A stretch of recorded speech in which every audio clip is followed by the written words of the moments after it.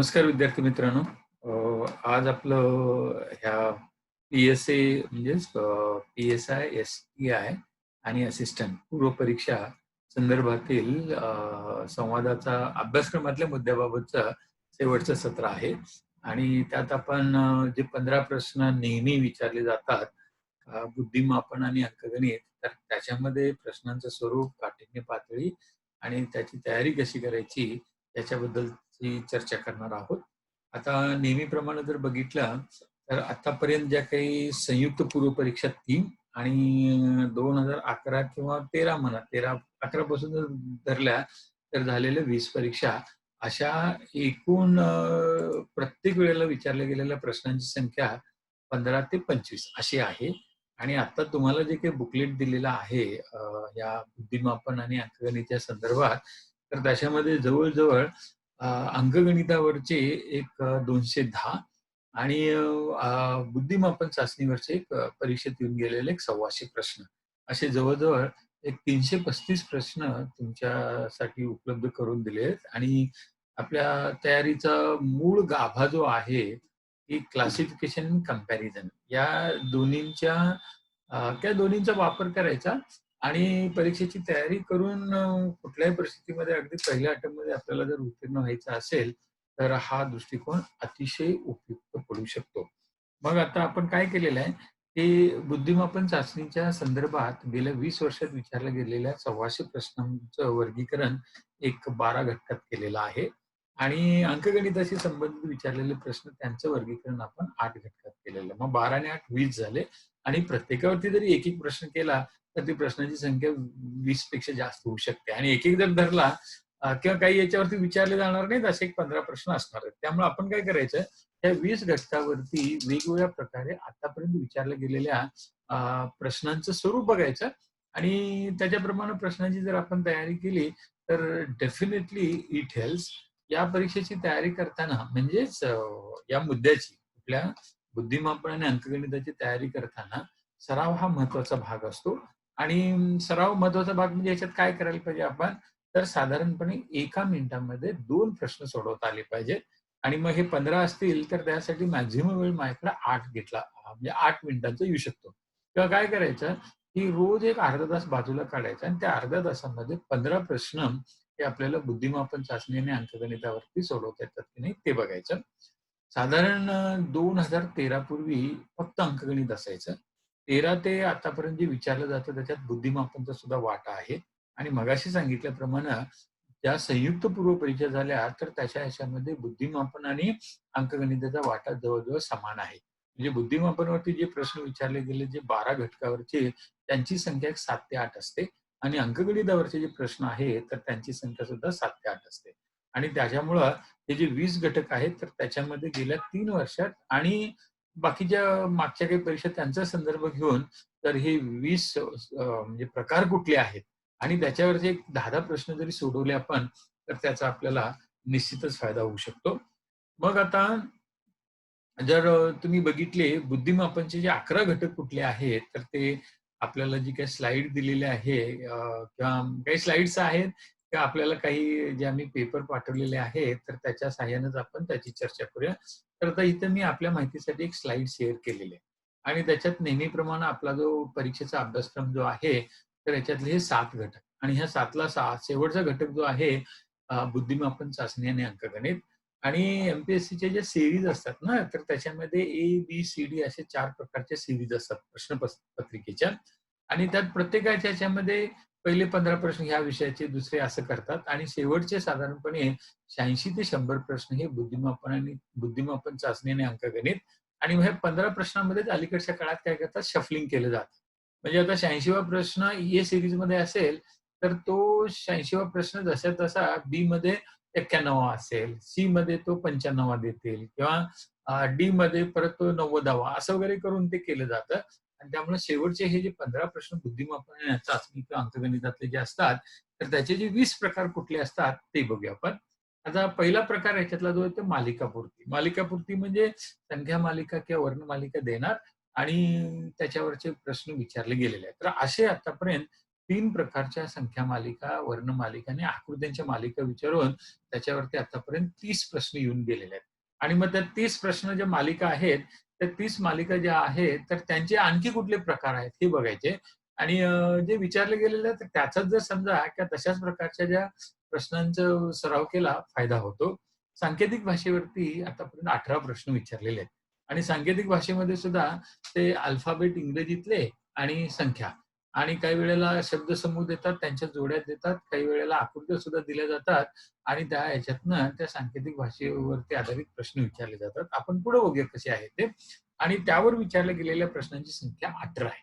आणि मग जर समजा तुम्ही बघायला गेला, त्या 12 घटकापैकी 4 घटकावरती मिळून म्हणजे आता जे आपण बघितलं मालिका पूर्तीवरती जवळजवळ 32 प्रश्न, सांकेतिक भाषेवरती 18 असे इतर दोन्हीमध्ये मिळून 100 प्रश्न झाले, 50 प्रश्न झाले.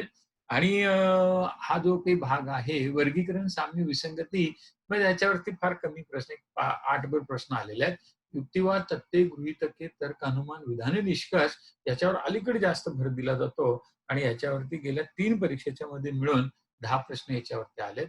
माहितीच्या पृथक्करणावरती आधारित एक 5 प्रश्न आलेत. त्यानंतर क्रमवारी, तुलना आणि कूट प्रश्न त्यांची एक संख्या 5 भर आहे. बैठक, व्यवस्था, रचना जी असेल एखाद्या माहितीची त्याच्यावरती विचारले गेलेले प्रश्न 4 आहेत. नातेवाईकांच्या बद्दल जो काही नातेसंबंध असतो त्याच्यावरती 4 प्रश्न. दिशा, स्थान आणि याच्यावरती सुद्धा एक 6 प्रश्न येऊन गेलेत. एखादी घन आकृती आणि मग त्याच्यावरती आधारित प्रश्नांची संख्या जवळ-जवळ 6 भर आहे. आणि आकृत्यावरचे प्रश्न जवळ-जवळ 20 भर विचारले गेलेले आहेत. म्हणजे असं करून जर बघितले ते 12 घटकावरती साधारण परीक्षेत येऊन गेलेले प्रश्न जे आहेत तर त्यांची संख्या 125 पेक्षा जास्त आहे. मग आता आपल्याला तयारी करताना हे जे घटक इथे दिले तर आता बघा बुद्धिमापन चाचणी म्हटलं की काही विचारू शकतात आणि बँकांच्या परीक्षा असतील, रेल्वेची परीक्षा असेल किंवा आपली राज्यसेवा आहे किंवा इतर काही परीक्षा आहेत त्याच्यात सुद्धा बुद्धिमापन आहेच. पण तिथलं बुद्धिमापन आणि इथलं बुद्धिमापन बऱ्यापैकी फरक असतो आणि तो लक्षात घेता या 12 मुद्द्यावरती जर आपण जास्त भर दिला तर ते पुरेसं आहे. इतर प्रकारचे प्रश्न येणार नाहीत असं नाही, पण आतापर्यंत आले नाहीत त्यामुळे यावेळेला आला तर एका दुसरा येईल आणि त्यामुळे त्याच्यासाठी वेगळं वेळ घालवण्यापेक्षा जे येऊन गेलेले प्रश्न आहेत तर ते जास्त वेळा सोडवले आणि तशाच प्रकारचे प्रश्नावरती जर भर दिला आपल्याला चांगलं ठरतं ते. आता नंतर अंकगणिताचा जो भाग आहे त्याच्यावरती हे 8 घटक आले. आणि तुम्हाला सांगितलं मगाशी की 2011 आणि 13 पर्यंत ज्या काही जवळ-जवळ 9 भर परीक्षा झाल्या, त्यात 25-25 मार्कासाठी ते अंकगणितच होतं. आणि त्यामुळे जवळ-जवळ तिथंच प्रश्नांची संख्या ही 150च्या वरती जाते अंकगणितातल्या संबंधित. आणि मग हे कुठले होते? तर त्यातल्या संख्या आणि त्यातील संबंध आणि मग त्यावरचे प्रश्नांचं स्वरूप वेगवेगळं आहे. याच्यातली सुद्धा विविधता भरपूर आहे. आणि अशी विविधता जर तुम्ही बघायला गेला एक 20-25 प्रकारची विविधता आहे आणि 100 प्रश्न त्याच्यावरती येऊन गेलेले आहेत. त्यानंतर प्रमाण, भागीदारी, गुणोत्तर त्याच्यावरती 2 नंबरचा भर होता आणि त्याच्यावरती सुद्धा जवळजवळ एक 22 भर प्रश्न येऊन गेलेले आहेत. टक्केवारी, खरेदी, विक्री, व्याज याच्यावरच्या प्रश्नांची संख्या जवळजवळ 18 पर्यंत आहे. म्हणजे ह्या 3 घटकावरती 100, 20 धरलं तर 140 प्रश्न तिथेच येऊन गेलेत. अंतर, वेग आणि वेळ जो आहे त्याच्यावरच्या प्रश्नांची संख्या 13 पर्यंत आहे. काळ, काम ह्याच्यावरती फार कमी प्रश्न आलेत. एक 3च प्रश्न आतापर्यंत विचारले गेलेले आहेत. वयमापन, वेळमापन आणि कॅलेंडर जे आहे त्याच्यावरच्या प्रश्नांची संख्या सुद्धा 18 पर्यंत गेलेली आहे. सरासरी, क्रमचय, संभाव्यता, वेन आकृत्या, काही टेबल्स याच्यावरती विचारल्या गेलेल्या प्रश्नांची संख्या सुद्धा 13 आहे. आणि भूमितीवरती सुद्धा काही कमी प्रश्न विचारले गेलेले नाहीत. 18 भर प्रश्न विचारले गेलेले आहेत. म्हणजे असे हे 20 घटक झाले आणि ह्या 20 घटकातले काही उपप्रकार घेतले आणि त्यांचा जर आपण सराव केला आणि मगाशी सांगितल्याप्रमाणे अर्ध्या तासामध्ये 30 प्रश्न सोडवायचा म्हणजे 15 मिनिटांमध्ये 30 प्रश्न सोडवायचं जर प्रॅक्टिस केलं सो दॅट हेल्प्स अस. आणि त्यामुळं ते आता कसे प्रश्न येऊन गेले ते जर आपण थोडं बघूया. ते आता मगाशी जे सांगितलं तेच इथं थोडं तुमच्या लक्षात येईल, की आता हे संख्या मालिका आलेल्या आहेत. मग आता पहिला प्रश्न जर तुम्ही बघायला तर नुसती नजर टाकली तरी सुद्धा काही प्रश्नांची उत्तर आपल्याला येऊ शकतात. मग आता यातली नजर टाकली तर काय लक्षात येतं आपल्याला, की 1, 5, 11, 19, 41 सगळ्या त्या विषम संख्या दिसतात आणि मग 1 आणि 5 मधला फरक 4 आहे. मग 1 अधिक 4 केले की 5, मग 5 अधिक 6 केले की 11, 11 अधिक 8 केले की 19. मग फरक जो आहे तो समसंख्यांचा आहे आणि त्या क्रमवार समसंख्या येतात ना. मग 4, 6, 8 पुढची 10ची असणार आहे.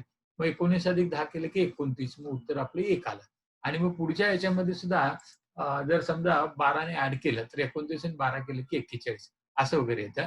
आता इथे प्रश्नचिन्हाच्या आता हे एकदम सोपं झाला. आता खालचा प्रश्न जर तसा बघायला गेला, तर it is one of the what you can call as लवकर लक्षात नाही येणार आहे. मग आता 5, 25, 61, 113 याच्यातला संबंध शोधायचा कसा? मग नेहमी आता वरती बघितली बघा कुठलीही संख्या मालिका घेतली, तर ती अंकगणिती प्रकारची असते. मग वरची जी मालिका आहे ती अंकगणिती म्हणजे त्याच्यातला फरक किंवा फरक जो असतो तर तो आपल्याला सम, विषम किंवा अशा प्रकारचा असणार. दुसऱ्या असतात त्या भौमितिक मालिका म्हणजे तिथं गुणाकार किंवा भागाकार 2 यांच्यातल्या फरकावरती असतो. जर फरक बेरीज वजाबाकीचा असेल तर त्याला अंकगणिती मालिका म्हणतात. जर गुणक किंवा भाजकचा जर फरक असेल तर त्याला भौमितिक मालिका म्हटल्या जातात. आणि तिसरा प्रकार विशिष्ट मालिका. मग आता याच्यात वर्ग संख्यांची मालिका असते, घन संख्यांची मालिका असते. त्यानंतर मिश्र मालिका म्हणजे काय याच्यात दोन्ही गोष्टी केल्या जातात. गुणक आणि मगाशी सांगितल्याप्रमाणे वजाबाकी किंवा बेरीज आणि त्याच्याच बरोबर विशिष्ट संबंधाच्या ज्या आहेत तर ते सांगितलं जातं. मग आता इथे जर तुम्ही बघायला गेला तर हे गणित म्हणजे हा जो सोडवताना तुमच्या लक्षात येईल की इथं काहीतरी वेगळं आपल्याला लक्षात घ्यायला पाहिजे. आणि वेगळं म्हणजे मग काय असणार आहे ते सुद्धा आपल्याला जमलं पाहिजे. मग म्हणजे इथे जर बघायला गेलं तर विशिष्ट क्रिया करावी लागणार आहे तुम्हाला. आता ती कसली, कुठली क्रिया करायची आणि काय, तर त्याच्याबद्दलचं आमच्याकडे जे काही स्लाइड्स आहेत त्याच्यामध्ये तुम्हाला पाठवून देईन मी आणि you can go through that. मग तसंच हा 3 मग असं जर बघितलं किती प्रकारच्या संख्या मालिका आतापर्यंत विचारात येऊन गेलेल्या आहेत. तर साधारणपणे जर तुम्ही बघायला गेला तर आकृत्या सहित संख्या मालिकांची संख्या ज्या इथे विचारल्या गेलेल्या आहेत, तर ती जवळ-जवळ आपल्याकडे ही सुद्धा त्याच्यातच घेतलेली आहे. एक जवळ-जवळ बघायला गेला तर 24 प्रश्न आपल्या लक्षात येतील, की हे संख्यांच्या बद्दलचे आहेत. आणि मग ह्या 24 मालिका घेऊन तर त्यातले एक संबंध बघायचे आणि मग ते कुठल्या प्रकारच्या म्हणजे अ, अंकगणिती आहेत, भौमितिक आहेत किंवा विशिष्ट मालिका आहेत, की संमिश्र मालिका आहेत आणि थोडं त्याचं काय म्हणतात त्याला ते नियम त्याचे जर आपण लक्षात घेतले, त्याचा आपल्याला फायदा होतो. आता पुढचं हे 25 पासून पुढचे जे आहेत, त्या वर्णमालिका आहेत. आता इथे सुद्धा जर बघायला गेलं अलीकडे ह्याच्यात इथं वर्ण आहे, अंक आहे, चिन्ह आहे. असं संमिश्र मालिका सुद्धा दिलेल्या आहेत. आणि त्यावरच्या प्रश्नांची सुद्धा उत्तर आपल्याला काढायला सांगितलेली आहेत. त्यानंतर आकृत्यावरचे असे प्रश्न आहेत. तर असे जवळ-जवळ 31 प्रश्न हे या मालिकांच्या वरती येऊन गेलेले आहेत. आता आपल्याला पहिल्यांदा आपण जरा आढावा घेऊया आणि त्याच्यानंतर आपल्याकडे काही स्लाइड्स आहेत त्याच्यात ते प्रश्नांची उत्तरं कमीत कमी वेळात कशी काढायची आणि त्याच्याबद्दलची जी काही पूर्व माहिती आहे, तर ते बघायला पाहिजे. आता अर्थात असं आहे, की दरवेळेला संख्या मालिकेवरती 1-2 प्रश्न आलेले आहेत. आता याच्यापेक्षा जास्त प्रश्न येत नाहीत.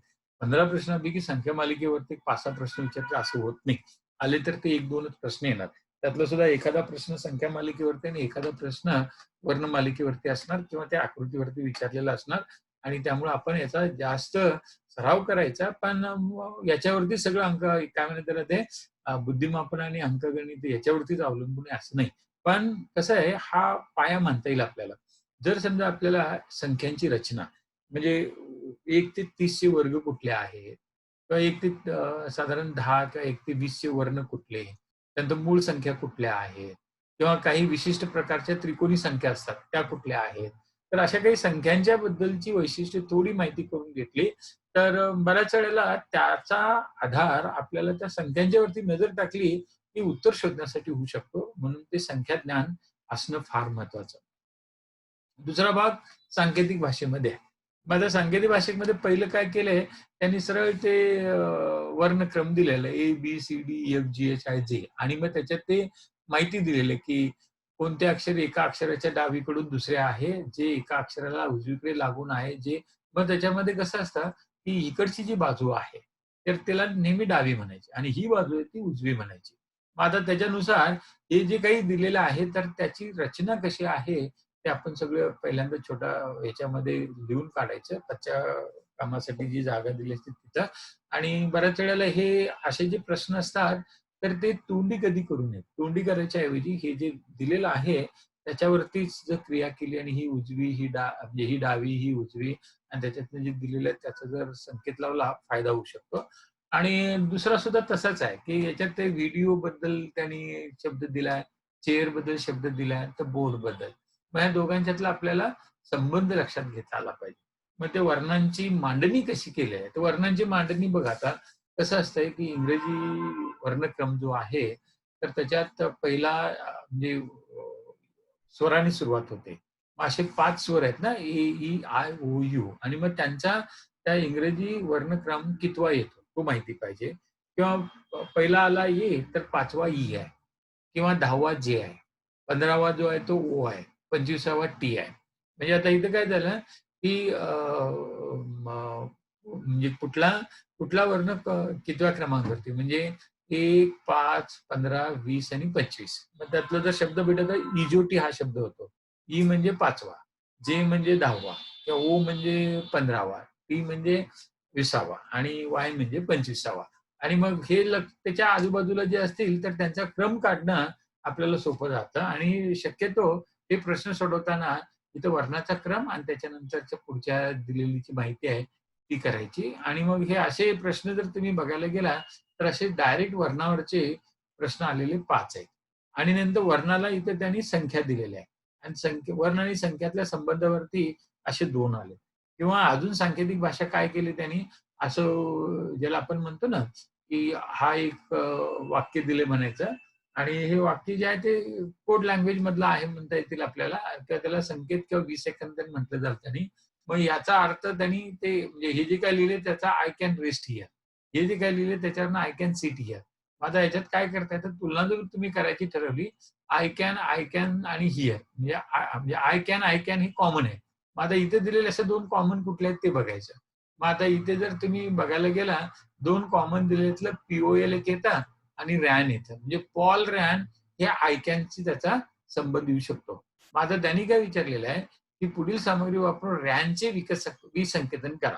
मग रॅन कशाबद्दल आले हे जर बघायचं झालं, तर आता जसं बघितलं आपण, तर त्याच्यातनं आपल्याला एकच गोष्ट लक्षात येते, की पॉल रॅन म्हणजे आय कॅन येतं. मग आता या एवढ्या माहितीवरनं, की बाबा रॅनचं हाच शब्द काढणं येणं शक्य आहे का? नाहीये. 2च दिलेत आणि त्या ह्याच्यातनं मग इकडे-तिकडे काही जरी केलं, तर ते काढायला आपल्याला जमणार नाही. मग इथे आपल्याला जास्त वेळ लागत नाही आणि मग त्यातलं 8व्याचं उत्तर लगेच आपल्याला लिहिता की विसंकेतनासाठी दिलेली माहिती पुरेशी नाही. तर असं एकंदरीत जर तुम्ही बघायला गेला, अलीकडे असे प्रश्न जास्त येतात. म्हणजे आता 9वा प्रश्न सुद्धा तशाच प्रकारचा आहे. किंवा आता इथे वर्ण आणि अंकाच्या जोड्या दिलेल्या आहेत. म्हणजे हे असं वर्ण आहे, म्हणजे हे अल्फाबेट्स आले आणि मग इथं प्रत्येकाचं हे दिलंय, चिन्ह दिलंय आणि अंक दिलाय आणि त्याच्यावरनं त्यांनी अटींच्या आधी राहून समूहाचा अंक, अक्षर संकेत असलेला योग्य पर्याय काढा, असं सांगितलं त्याने आणि त्याने आपल्याला हे जर 10व घेतलं, त्याच्या खाली घेतलं तर अ, आपल्याला अंक प्रतिसमूह दिला त्यांनी असं दिलंय 6% @ 9 #3 मग त्याच्यासाठी आपल्याला इथं जोडलं पाहिजे. मग हे सगळं आपण ते लक्षात घ्यायचं आणि त्याच्यानुसार आपल्याला उत्तर काढायचं. मग आता 11वा प्रश्न सुद्धा अगदी तसाच आहे आणि हे आता अलीकडे असे प्रश्न सांकेतिक भाषेमध्ये जास्त यायला लागलेले आहेत. जे पूर्वी आता वरती आपण जे बघितलं तर ते सोपे प्रश्न होते. आता हे थोडे क्लिष्ट आले किंवा हा 8वा प्रश्न घ्या किंवा 9वा घ्या, 10वा घ्या, 11वा घ्या, तर ही पातळी जी आहे काठिण्य पातळी वाढत गेली म्हणायची. अलीकडे असे प्रश्न जास्त येत असल्यामुळं याच प्रकारच्या प्रश्नांचा सराव आपल्याला जास्त करायला पाहिजे. 12वा प्रश्न सुद्धा तसाच आहे. म्हणजे ह्याच्यात जर तुम्ही बघायला गेला तर त्या ह्याच्यामध्ये हा शब्दाला काही अर्थ नाहीये. म्हणजे मांडणी अशी विस्कळीत केलेली आहे आणि मग त्याच्यात energy play, playground, play time म्हणजे आता इथं प्ले कॉमन आलेलं आहे. मग या दिलेल्यात प्ले कुठं-कुठं या सगळ्यांच्या ह्याच्यानं आपल्याला काढता येईल आणि एकदा त्याच्यावरनं मग तुम्हाला त्यांनी दिलेल्या सम टाईम बद्दल करायचं आहे. मग आता याच्यात बाकीच्या ह्याच्यात जर बघायला सम कुठंच नाही, पण टाईम आहे. मग टाईमसाठी काय शब्द शेवटचा येणार तो आपल्याला काढता आला पाहिजे आणि मग तो एकदा काढला, की त्या टाईमसाठी आलेला शब्द कुठला आहे बघायचा आणि त्यावरनं मग आपल्याला समच्या बद्दल कारण इथं सम काढायच्या बद्दल काहीच दिलेलंच नाही. त्याचा अंदाजच बांधायला लागणार आणि मग पर्यायाचा आधार घेऊन तुम्ही त्याचं उत्तर काढू शकता. तर असा हा भाग अलीकडे वाढत चालल्यामुळं पूर्वी असे हे स्तंभ यायचे आणि स्तंभ म्हणजे काय तर इथं सुद्धा मगाचसारखं सांगितल्याप्रमाणे ब्रेन, ड्रेन असेल ह्या दोघांची तुलना केली तर कॉमन रेन आहे. मग आता इथं अंक कॉमन रेन असलेला कुठला आहे? तर 35-29 किंवा 35-29. मग आता इथे पहिल्यांदा बी बद्दल काहीतरी वेगळे म्हणून 1 आलेलं आहे आणि इथं डी बद्दल इकडे 3 आलेलं आहे. मग इकडे 3 शेवटी दिले आणि इकडे 1 अगोदर दिले. तेव्हा हे 35-29 ची रचना इथं खाली जशी 35-29 आले, 52-93 सुद्धा ती होऊ शकते. त्याच्यामुळे बीला कुठलं, डीला कुठलं दिलंय हे काढायचं झालं, तर मग आपल्याला इतरांचा आधार घ्यावा लागतो आणि त्यातनं मग उत्तर काढावं लागणार. सेम थिंग पुढचा एक भाग आहे. त्यानंतर हे आता अलीकडे हे आकृत्याबद्दल सुद्धा आता ह्या पहिल्या आकृतीचा अर्थ त्यांनी दिलाय ग्रीन अलायन्स फॉर्म. दुसऱ्या लाईनचा अर्थ त्यांनी दिलाय जॉईंट क्लीन अलायन्स. आता ह्याच्यातून तुमच्या लक्षात येईल की ग्रीन अलायन्स आणि अलायन्स अलायन्स आलं नाही का? मग आता या दोन्हींच्या मध्ये कॉमन काय आहे? ते स्टार कॉमन आहे. मग या स्टारचा अर्थ काय झाला? अलायन्स. आणि मग त्यांनी आपल्याला हे प्लस साइन बद्दल काढायला सांगितलेलं आहे. मग आता शेवटचं जर बघितलं तळाच्या ओळीमध्ये म्हणजे ह्या दोन्हीच्या मध्ये काय कॉमन आलं ते बघायचं. प्लस प्लस कॉमन आहे. आणि मग हे ग्रीन काय झालं? ग्रीन क्लीन पीस आणि जॉईंट क्लीन अलायन्स. मग आता हे आता अर्थ काय झाला? क्लीन दोन्हीच्या मधलं कॉमन आहे. म्हणजे प्लसचं उत्तर क्लीन येणार. म्हणजे 18व्या प्रश्नासाठी तुम्हाला इतर काही करायच्या ऐवजी जरी प्रश्न आपल्याला अवघड वाटत असला तरी नुसत्या व्हिज्युअलायझेशननी म्हणजे नुसतं ते नजरेनं आपल्याला त्याची काही उत्तरं काढता येतात. आणि हे थोडं आपल्याला प्रॅक्टिस केलं की जमून जातं. मग असे हे 18 प्रश्न आणि त्यातले उपप्रकार आपण बघितले. एक सध्या सांकेतिक भाषेवरच्या उपप्रकारांची संख्या 5 आहे. म्हणजे वर्ण वर्ण संबंध, वर्णांक संबंध, वर्णसमूह वाक्य संबंध, आकृत्यावरचे हे आणि स्तंभाबद्दलचे प्रश्न. तर असं जर समजा आपण एक मुद्दा घेतला, त्याचे प्रकार बघितले, येऊन गेलेल्यांच्या आता इथं दिलेले तुम्हाला जवळ 325 प्रश्न आहेत. मग आता मी ठरवलं की दररोज मी त्याच्यातले 30 प्रश्न सोडवणार. मग 15 मिनिटं घड्याळ लावणार आणि त्या 30 पैकी मला किती सुटतात ते बघणार. आणि 15 मिनिटात जर 30 सुटायलाच पाहिजे. आता समजा 30 ऐवजी माझे 20च सुटले, 10 सुटले नाही. तर मग ते 10चं नेमकं काय हे असेल, हा सगळा प्रकार केला की त्याचा आपल्याला फायदा होणार. मग सराव चांगला होणार म्हणजे थोडक्यात. आता वर्गीकरण आणि साम्य विसंगती जी आहे, ज्याला अॅनालॉजी किंवा क्लासिफिकेशन किंवा काही जण त्याला ऑड मॅन आउट असं सुद्धा म्हणतात. आणि मग आता 122 ला 170 तर 290 ला काय असणार? 86 ला 29 तर 58 ला. हे प्रमाण गुणोत्तर किंवा भागीदारी हा जो काही गणितातला भाग आहे, त्याचं इथं डायरेक्ट गणिती सूत्र लावून म्हणजे ए भागिले बी बरोबर सी भागिले डी म्हणून ए गुणिले बी बरोबर सी गुणिले डी असलं इथं करून चालत नाही. काही वेळा लागू पडतं ते, पण ते डायरेक्ट इथं नाही. इथं काहीतरी विशिष्ट संबंध मगाशी जसं अंकमालिकेमध्ये किंवा वर्णमालिकेमध्ये असतात तेच संबंध इथं दिलेले असतात. म्हणजे आता इथं हे 2 अंकांच्या बद्दल अॅनालॉजी आहे. ही पुढची जी अॅनालॉजी बघितली तर ती वर्णाच्या बद्दलची आहे. त्यानंतर खाली सुद्धा वर्णाबद्दल आणि मग हे सुद्धा जो काही प्रश्न आहे तर याच्यात एक्स अधिक वाय बरोबर झेड, झेड अधिक पी बरोबर टी याला सांकेतिक सुद्धा म्हणता येईल, पण अॅनालॉजी सुद्धा मानलं जातं आणि त्याच्यातून त्यांची उत्तरं काढायला सांगितली आहेत. 7व्याचं सुद्धा हे संकेत दिलेले आहेत आणि मग भागाला म्हणजे भागाकार म्हणजे समान किंवा मोठा नाही आणि मग त्या ह्याच्यातनं दिलेली ती अॅनालॉजी इथं वापरायची आणि तुम्हाला उत्तर काढायचे. आणि मग इथं तर विसंगती विचारलेल्या आहेत. तर ह्या 3-4 आकृत्या दिल्यात आणि त्यातली वेगळी आकृती बाणांच्या बद्दलची कुठली असेल. तर असे एक 8 प्रश्न येऊन गेलेत. नंतर अलीकड हा जो काही भाग आहे. आता 1, 2, 3 प्रकार जे आपण बघितले, सो ते बुद्धिमापन चाचणीमधले ट्रेडिशनल प्रश्न म्हणायचे. आतापर्यंत बुद्धिमापन म्हणजे उमेदवाराची आयक्यू टेस्ट करण्यासाठी ज्या वेगवेगळ्या चाचण्या आहेत, तर त्यामध्ये यांचा सुद्धा वापर केला जातो आयक्यूसाठी वगैरे. पण अलीकडे त्याच्याही पेक्षा काय झालेलं आहे, की उमेदवाराला हे असं आता या ज्या काही आहेत ज्यात आपण जे करतो, so these are nothing but the verbal म्हणजे आयटी जी असते नॉन व्हर्बल आणि व्हर्बल असं 2 प्रकार असतात. आणि मग आता जो काही ट्रेडिशनल भाग आहे तो व्हर्बलचा झाला. खालचे सुद्धा व्हर्बलच आहेत. पण हे जे ट्रेडिशनल व्हर्बल जे आहेत, तर त्या ह्याच्यातनं ज्याला आपण म्हणतो की क्लेरिकल ॲप्टिट्यूड लक्षात येतं. आणि आता आपल्याला ही अराजपत्रित वर्ग 2 ची पदं असल्यामुळं त्यात क्लेरिकल ॲप्टिट्यूड म्हणजे गट कच नाहीये. तर क्लेरिकल ॲप्टिट्यूड पेक्षा त्याला आपण म्हणतो ना ब्युरोक्रॅटिक ॲप्टिट्यूड आहे की नाही हे बघायला पाहिजे. मग ब्युरोक्रॅटिक ॲप्टिट्यूड म्हणजे त्या ब्युरोक्रॅटला विचार करता आला पाहिजे. म्हणजे दिलेल्या माहितीचं त्याला आकलन झाल्यानंतर त्याचं विश्लेषण करायला त्याला जमतं की नाही आणि मग एखादा विद्यार्थी चांगल्या पद्धतीने विचार करू शकतो की नाही. मग त्याला रॅशनॅलिझम किती, बुद्धिवाद किती हे जर बघायचं झाला, तर मग अलीकडच्या काळामध्ये राज्यसेवा असू दे किंवा ही परीक्षा असू दे किंवा मुख्य परीक्षेमध्ये आपल्याकडे जे काही प्रश्न येतात, तर त्या ह्याच्यामध्ये क्लेरिकल ॲप्टिट्यूड पेक्षा ब्युरोक्रॅटिक ॲप्टिट्यूड तपासण्यावरती जास्त भर दिलेला असतो. त्यामुळे ह्या प्रश्नांची संख्या अलीकडे वाढत चाललेली आहे. आणि वाढत चालल्यामुळे बहुतांशातही जास्तच प्रश्न हेच विचारले जातात आणि काय होतं ह्या प्रश्नांच्यामुळे ना त्या पेपरमधल्या पानाची जागा हे केली जाते आणि ते वाचावं इथं खूप लागतं. मग आता इथं काय केलेलं आहे त्यांनी हे नेहमीचे प्रश्न तुम्हाला अगदी जनरल स्टडीज पेपर 1 मध्ये सुद्धा येतात. आणि मग पहिला जर प्रश्न बघितला तर युक्तिवाद आणि गृहीतक, तथ्य, कारणमीमांसा असा सगळा त्याचा भाग आहे. आणि मग ह्यात सुद्धा एक 4-5 प्रकार विचारले गेलेले आहेत. आणि पहिला यातला प्रकार जो आहे तर तो स्टेटमेंट रिझन म्हणायचं त्याला किंवा प्रतिपादन कारण. आणि मग ह्याच्यातलं असर्शन पहिलं जे आहे सरकार चालवलीत असलेल्या शाळेकडून 6 ते 15 वयोगटातील सर्व विद्यार्थ्यांना मोफत प्राथमिक शिक्षण दिले जात असेल तर तरीही अल्पसंख्याक पालक आपल्या मुलांना शाळेत दाखल करण्यासाठी इच्छुक असतात. आता हे त्यांनी दिलेलं आहे. म्हणजे आता काय तर मोफत दिलं असलं तर अल्पसंख्य पालक म्हणजे आपल्याकडं म्हणजे काय म्हणतात त्याला ते बी सारखाच प्रकार आहे तो.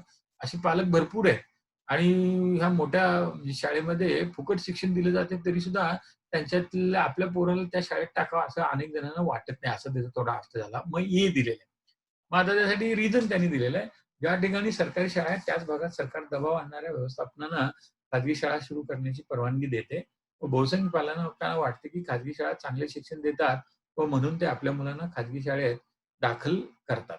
मग आता इथे जर समजा तुम्ही हे जे सांगितलं, की सरकारी शाळा आहेत त्याच भागात सरकार दबाव आणणाऱ्या व्यवस्थापनानं खाजगी शाळा सुरू करण्याची परवानगी देते.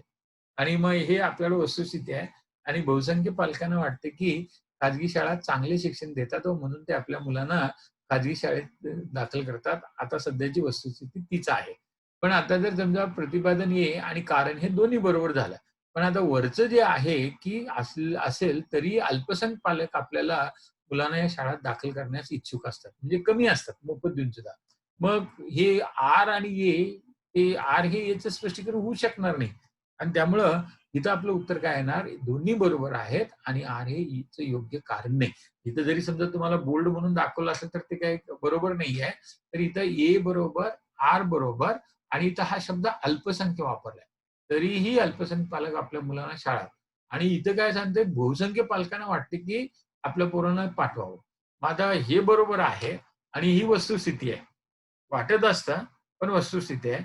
पण लोकं अल्पसंख्य पालकांना जर इच्छुक असतात आणि इथं त्या दोघांचं आपल्याला सांगड घालता येत नाही. त्यामुळे दोन्ही बरोबर जरी असलं, तर त्याचं योग्य कारण नाही. मग 1चं उत्तर 2 झालं.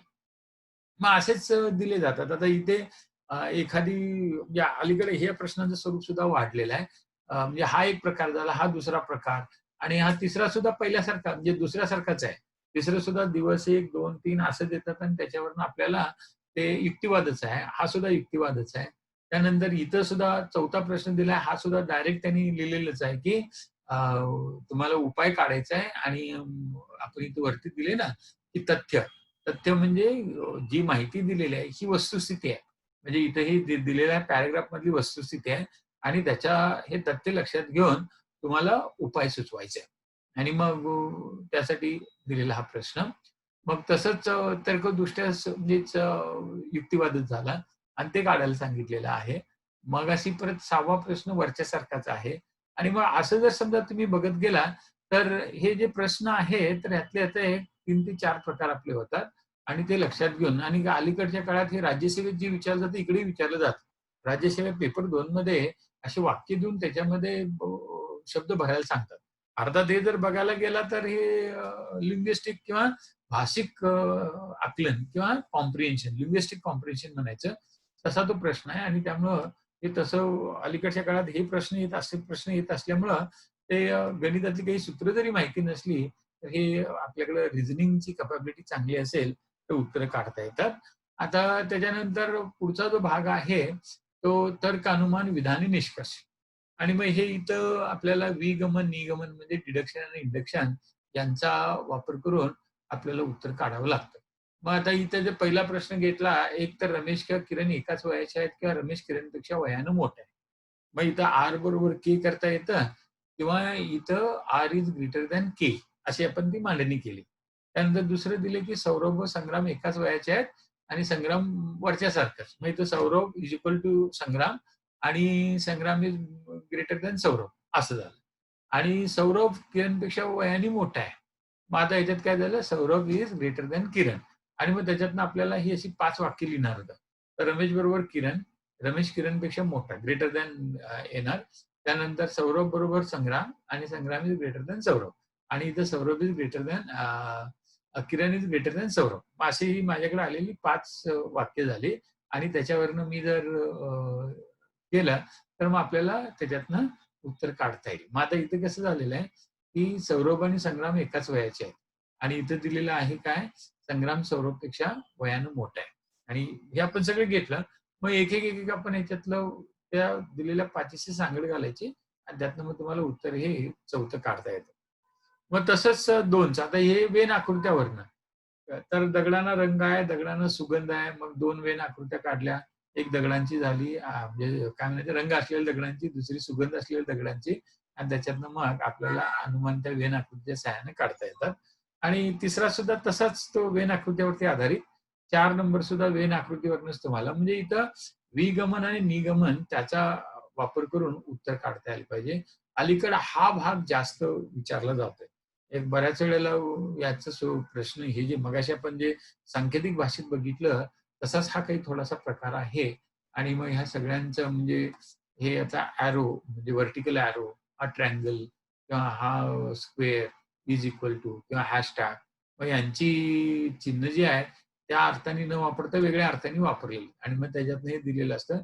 मग ह्या चिन्हांचा आधार म्हणजे हॅशटॅगचा अर्थ काय दिलाय? पी लहान नाही क्यूपेक्षा आणि समान नाही क्यूला असं म्हटलंय. मग आता ते आपल्याला त्या चिन्हाच्या भाषेत लिहिता आलं पाहिजे. आणि मग तोच इथं एला म्हणजे पी हॅशटॅग क्यूचं जे आहे ते हॅशटॅग म्हणजे इथं वरती जे अगोदर आहे ते ए हॅशटॅग बीला लावलं पाहिजे. आणि त्याच्यातनं मग याचा अर्थ डायरेक्ट निघू शकतो, की ह्याच्यात दिलं ना ए लहान नाही क्यूपेक्षा म्हणजे ए लहान नाही बी पेक्षा आणि समान नाही बीला आणि त्याच्यामुळं याचा साधा अर्थ काय हॅशटॅगचा काय ते P is greater than Q. मग इथं ए इज ग्रेटर दॅन बी आणि मग तसंच इज इक्वल टू तसाच अर्थ काढायचा. आणि मग ह्याच्यातनं एकमेकाचा अर्थ आपण काढला तर त्याचा आधार घेऊन आपल्याला 2 नंबरचं उत्तर त्याच्यातनं येणार. तर असेच हे प्रश्न आणि तेच रिपीट झालेले ज्यादा म्हणजे तसाच प्रकार जास्त येत गेलेला आहे आणि असे 90 प्रश्न त्याच्यावरती आतापर्यंत येऊन गेलेले आहेत. आणि सो हा अलीकडचा भाग हा ब्युरोक्रॅटिक ॲप्टिट्यूडचा आहे. माहितीच्या पृथक्करणामध्ये सुद्धा तिथं माहितीची मांडणी आपल्याला व्यवस्थित करता आली पाहिजे. माहितीची जर मांडणी व्यवस्थित केली, तर ते पृथक्करणाचे जे प्रश्न आता इथं दिलेले आहेत, तर हे बऱ्याच वेळेला काय असतं, की तुमच्याकडे असणारं आता ही इन्फॉर्मेशन विस्कळीत म्हणजे आता थोडक्यात कुठलीही माहिती घेतली तर विस्कळीत दिलेला डेटा आहे. मग तो तुम्ही किती व्यवस्थित ऑर्गनाइज करता. मग याच्यातलं काय आहे, की ह्या दिलेल्या डेटामधलं पहिल्यांदा कुठलं वाक्य घेतलं पाहिजे आणि त्याच्यानंतर मग कुठलं वाक्य शेवटी घेतलं पाहिजे आपल्याला विश्लेषण करताना.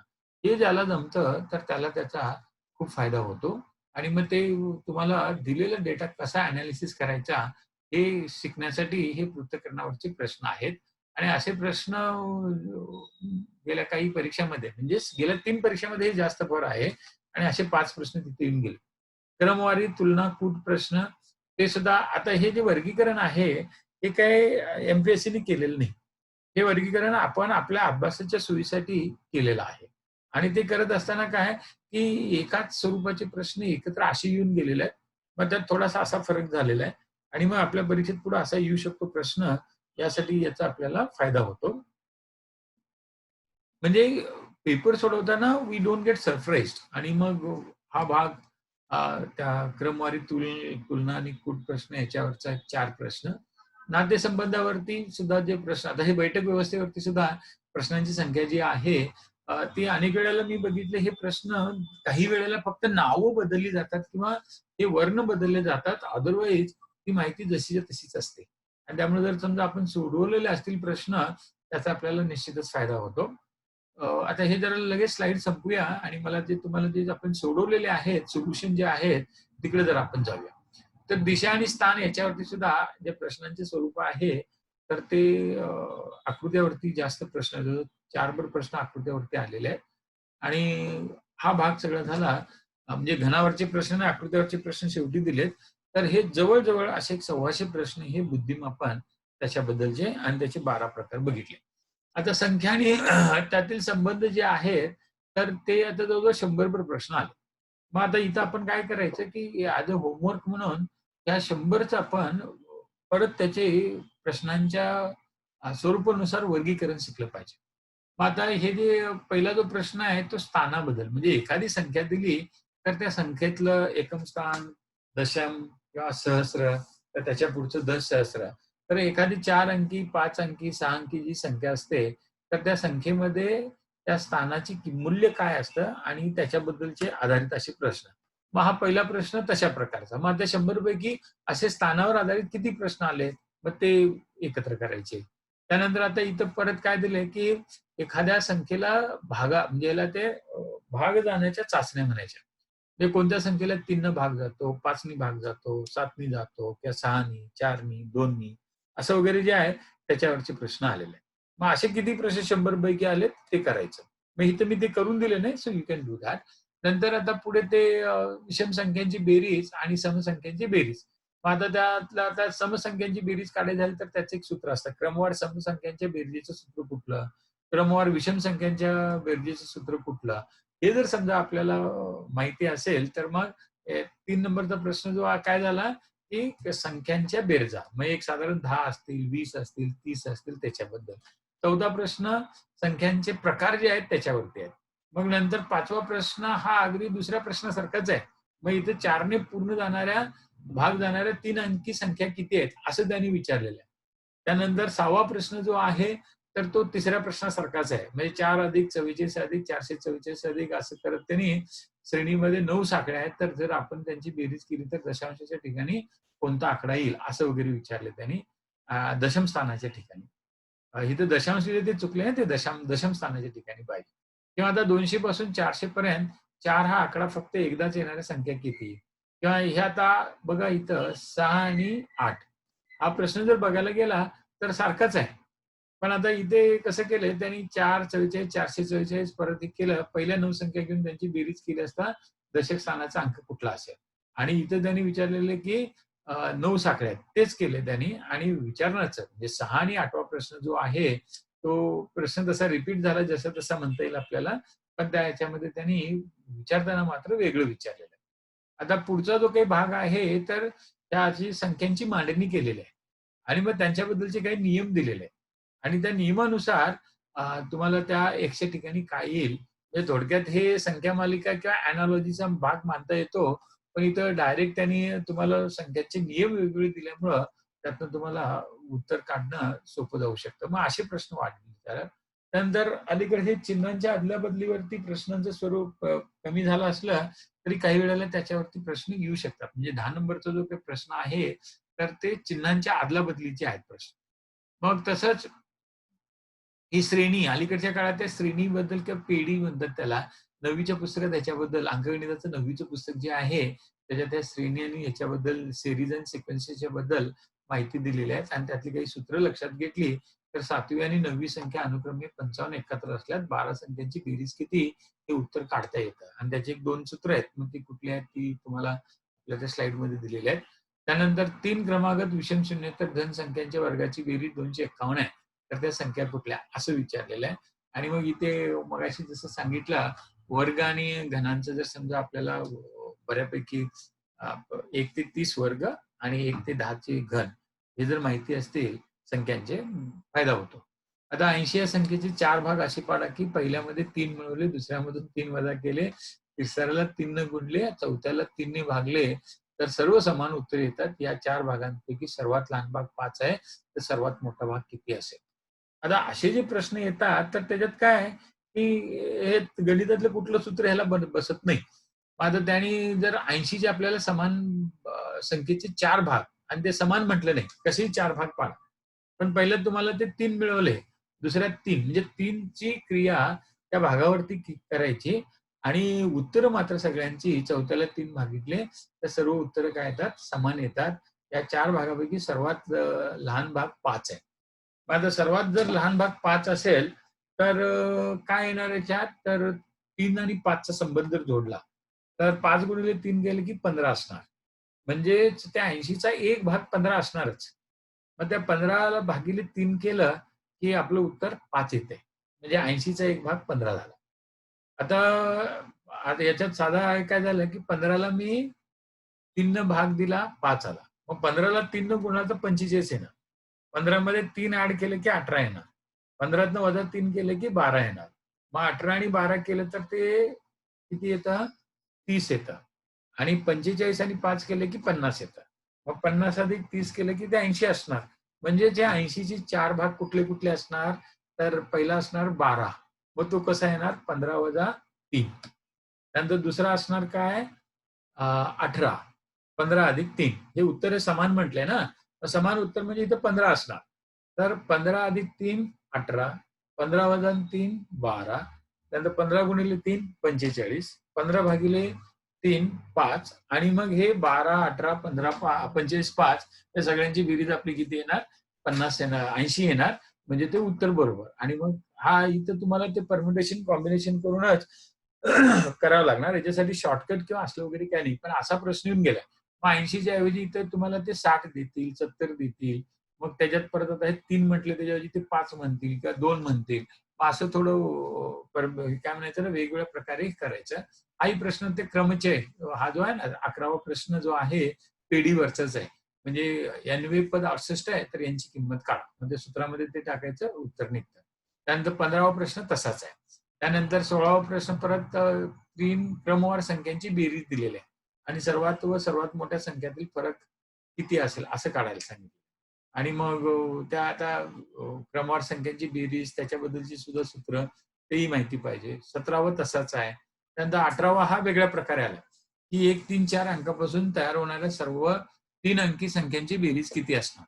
मग आता आपल्याला त्या याच्यातनं किती 3 अंकी संख्या होऊ शकतात ते बघायला पाहिजे.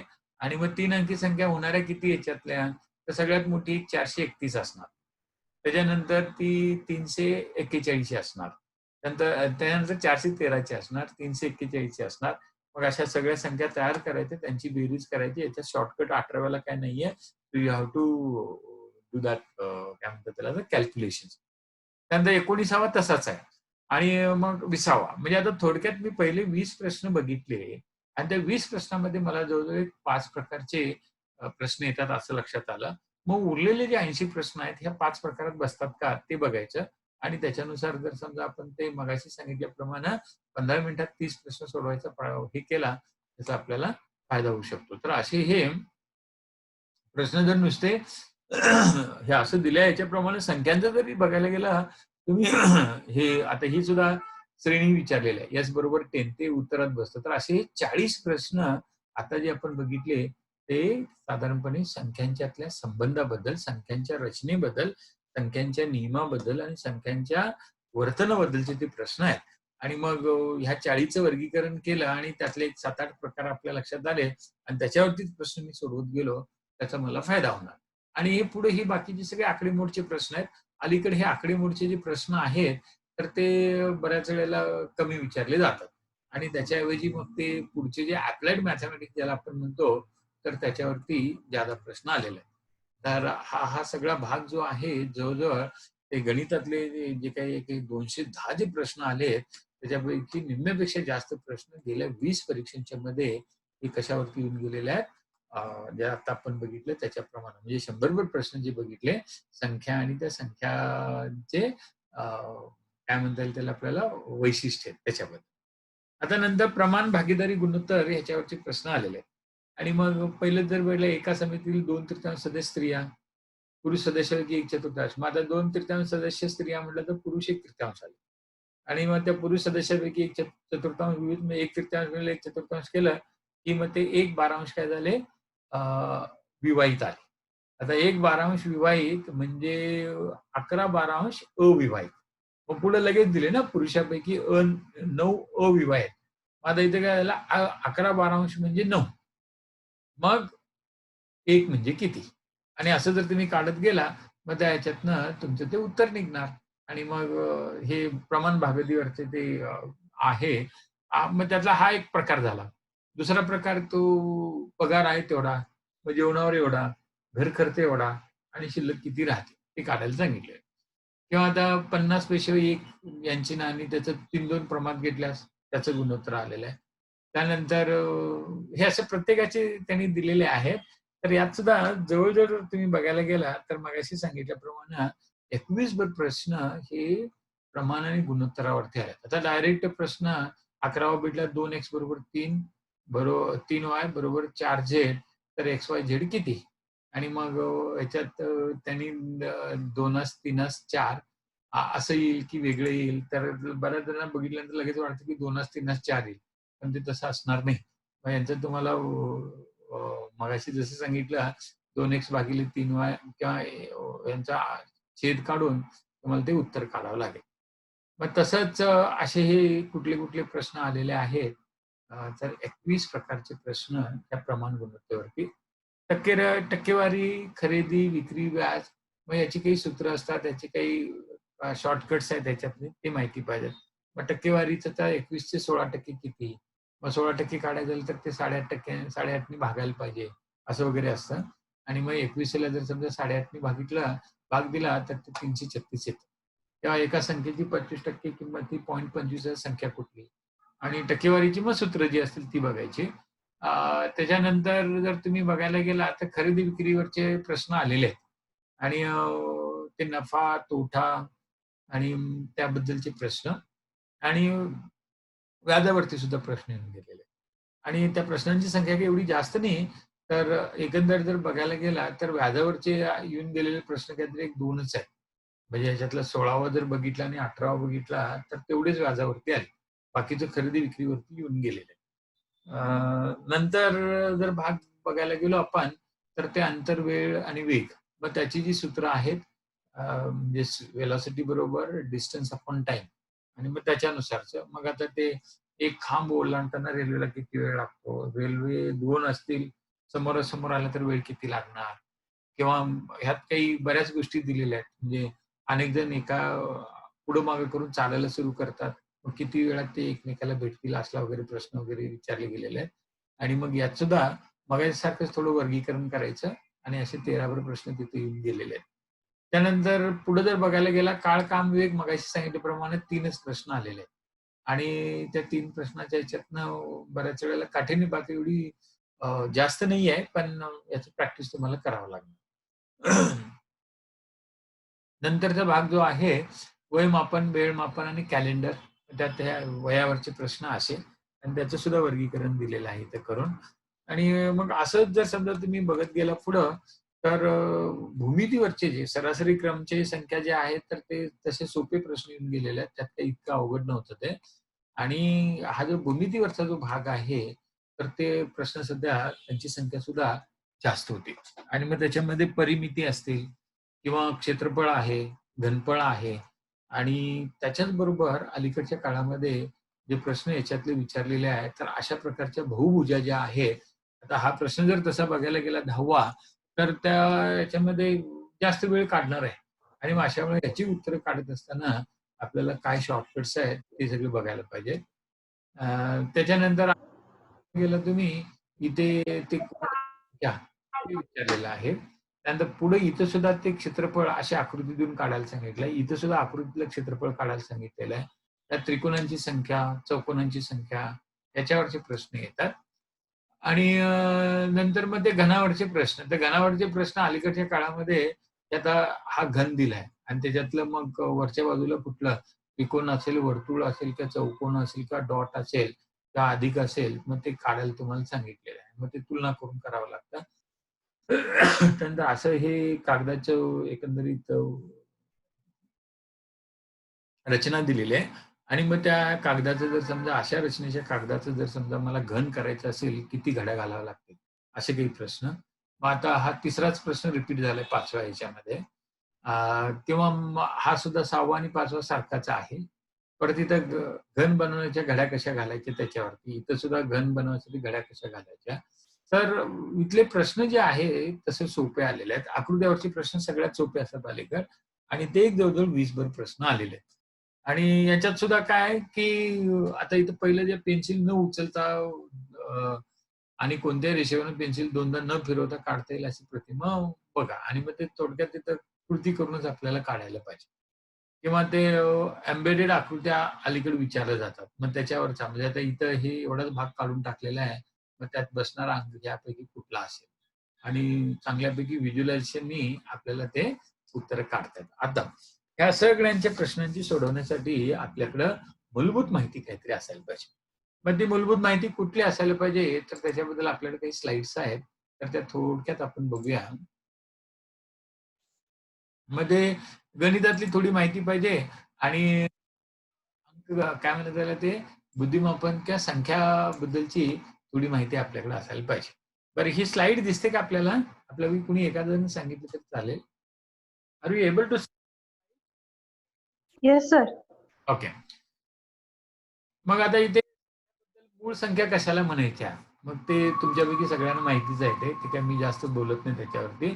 जोड मूळ संख्या, समसंख्या, विषम संख्या, संयुक्त संख्या आणि त्याच्यानंतर मग एक अंकी संख्या किती किती एकूण असतात, दोन अंकी संख्या किती आहेत, तीन अंकी 900 किंवा चार अंकी. मग लहानात लहान एक अंकी संख्या कुठली, मग त्यांच्यातला फरक मगाशी आपण बघितलं तर ते ह्या अशा पद्धतीनं जर मूलभूत थोडी माहिती असेल फायदा होतो. आता 1 ते 100 पर्यंतच्या संख्या ज्या असतील तर त्या किती असतील आणि काय त्याच्याबद्दलची इथं माहिती दिलेली आहे. म्हणजे आता जर समजा 2 पासून 9 पर्यंतचे अंक प्रत्येक वेळी 20 वेळा येतात.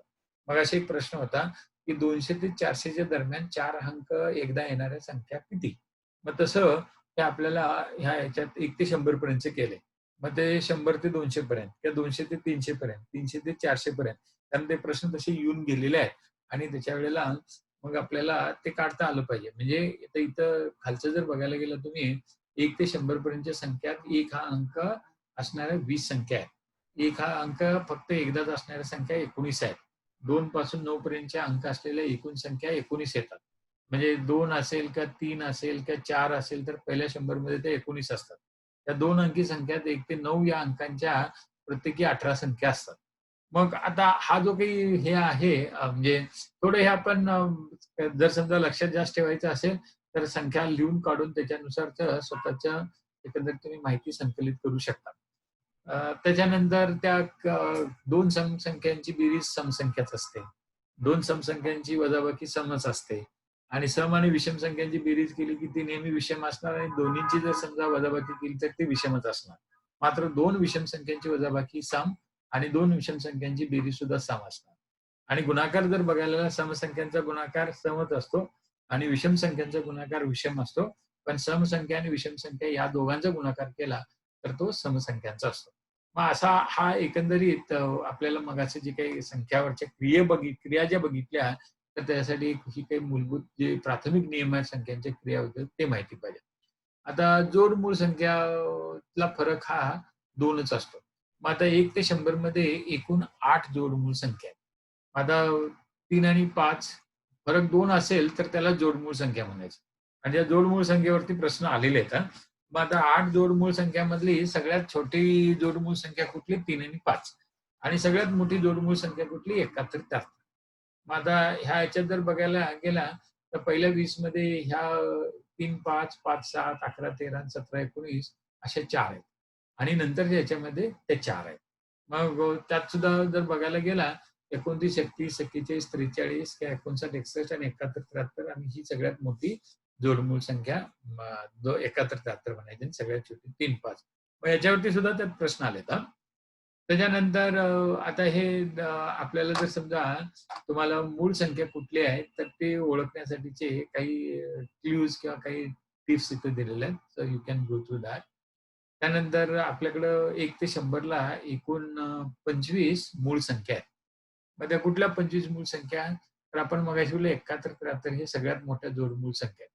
आणि त्याच्यानंतरच्या परत 4 मूळ संख्या आहेत. मग ती 79, 83, 89, 97. तर सगळ्यात मोठी 2 अंकी मूळ संख्या 97 आणि एकमेव मूळ संख्या जी समसंख्या आहे ती 2. आणि या मूळ संख्यांना बाकी कशाने भाग जात नाही त्याच संख्येनं आणि 1 नी भाग जातो. असं त्याचे वरती आधारित काही माहिती. त्यानंतर आपल्याला त्या मगाशी बघितल्या की विभाज्यतेच्या कसोट्या म्हणायच्या त्याला. मग 2 न भाग जायचा असेल तर संख्या किती मोठी असू दे. शेवटी 2, 4, 6, 8 असेल तिला 2 भागनी जाणारच. कितीही संख्या म्हणजे 10 अंकी, 15 अंकी, 20 अंकी संख्या असेल आणि शेवटी 0 आणि 5 असेल, तर तिला 5 नी भाग जाणार.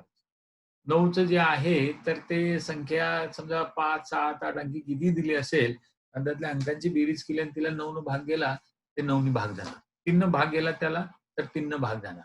आणि 6 ला काय, की 2 म्हणजे एखादी संख्या घेतली आणि त्याच्या शेवटी हे 2 0, 2, 4, 6, 8 असेल आणि त्याला जर समजा अंकांची बेरीज केली आणि त्याला 3 न भाग गेला, तर त्याला 6 न भाग जाणार. तर हे सगळं आपल्याला माहितीच आहे. इथं फक्त काय वाचायला पाहिजे आणि कुठल्या गोष्टी लक्षात ठेवायला पाहिजे त्याच्याबद्दलची थोडी आठवण करून देण्यासाठी ह्या काही स्लाइड्स आहेत. आता गुणाकार व्यस्तवरती सुद्धा प्रश्न आलेत. तुम्ही मगाच्या ह्याच्यात प्रश्नात जर गेला त्या 40 म्हणजे पहिले जे 40 प्रश्न होते त्याच्यात गुणाकार व्यस्तवरती 2-3 प्रश्न आहेत. मग आता गुणाकार व्यस्तचा अर्थ काय? ती संख्या आणि दुसरी संख्या त्यांचा गुणाकार 1 आला पाहिजे. मग आता 2 गुणिले 1/2 केलं की गुणाकार 1 येतो. मग 2 ची गुणाकार व्यस्त 1/2 म्हणायचं. आता 5 गुणिले आणि 1/5 केलं की गुणाकार 1 येणार. मग त्याचा गुणाकार व्यस्त 1/5. आता 5चा घातांक 3 असेल, तर त्याचा गुणाकार व्यस्त म्हणजे 5चा घातांक 3 म्हणजे 125 आणि मग गुणिले 1/125 केलं की 1 येणार ना. म्हणून मग 5चा घातांक वजा 3 किंवा 1/5चा घातांक 3 हा गुणाकार व्यस्त आणि त्याच्यावरचे प्रश्न येतात. मग ते गुणाकार व्यस्ताबद्दलची माहिती आणि ते सोडवलं पाहिजे. संख्यांची बेरीज करताना तुम्हाला मगाशी जे आपण बघितलं, तर ते बघा आता 4 अंकी 2 संख्यांची बेरीज म्हणजे 2000 म्हणजे 1999 पेक्षा मोठी म्हणजे 2000 पेक्षा जास्त असते. 2000 किंवा त्यापेक्षा जास्त म्हणायचं आणि 20,000 पेक्षा कमी असते. 20,000 कधीच असत नाही.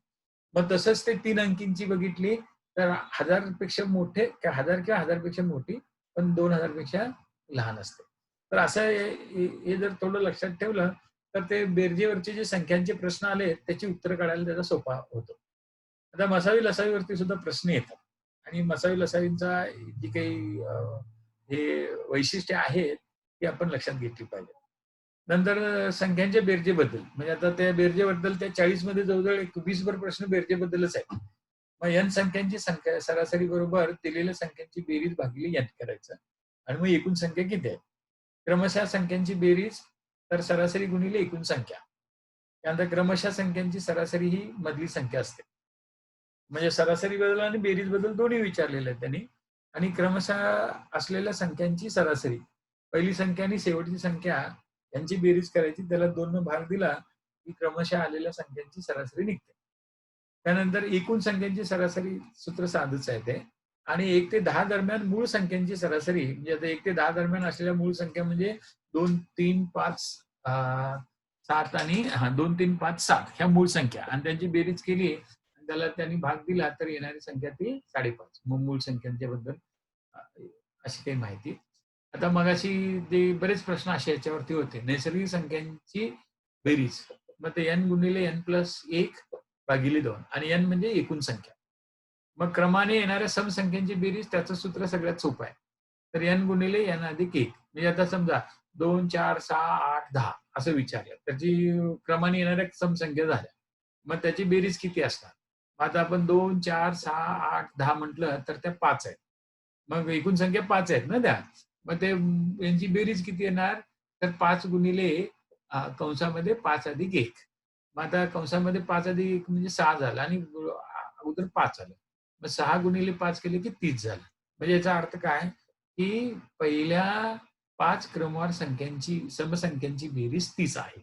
मग असं काही केलं जातं आणि यायला पाहिजे ते.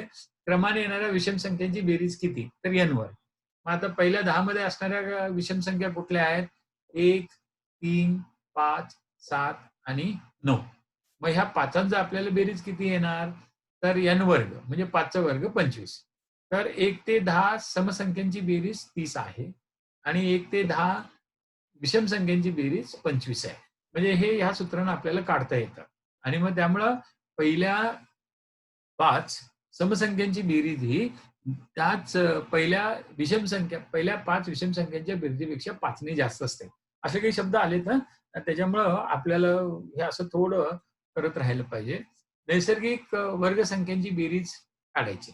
मग नैसर्गिक वर्गसंख्या म्हणजे कुठल्या? 1 ही वर्गसंख्या आहे, 4 ही वर्गसंख्या आहे, 9 ही वर्गसंख्या आहे. मग असं आपण पहिल्या 10 वर्गसंख्यांची बेरीज काढायची ठरली. मग ते पहिल्या 10 म्हणजे n म्हणजे 10 आलं. मग पहिल्या 10 वर्गसंख्या म्हणजे 1 ते 100 येणार ना, कारण 10चा वर्ग 100 आहे. मग 1 ते 100 पर्यंत ह्या ज्या काही वर्गसंख्या आहेत त्यांची बेरीज काढताना त्या 10 आकडा येणार. मग 10 गुणिले पुढं 10 अधिक 1 आहे. म्हणजे 11 आलं ते. म्हणजे आता इथे काय झालं 11 गुणिले 10 केले की 110 झालं. आणि परत 2n म्हणजे अ, त्याचं 20 होणार आणि 21.